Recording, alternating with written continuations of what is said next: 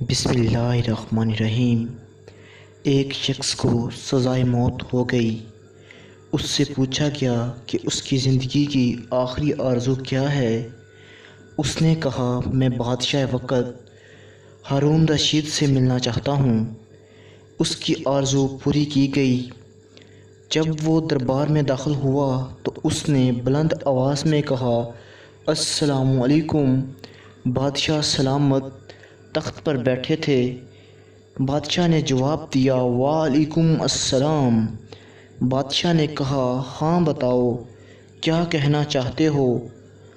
تو قیدی نے کہا، کچھ نہیں، بس میرا کام ہو گیا ہے۔ جلاد آئے اور اسے قتل کرنے لگے تو اس نے کہا کہ آپ مجھے قتل نہیں کر سکتے۔ جلاد نے کہا، کیوں؟ تو اس قیدی نے کہا، ابھی بادشاہ سلامت نے مجھے سلامتی کی ضمانت دی ہے۔ بادشاہ نے کہا، میں نے کب دی؟ قیدی نے کہا، ابھی وعلیکم السلام نہیں کہا؟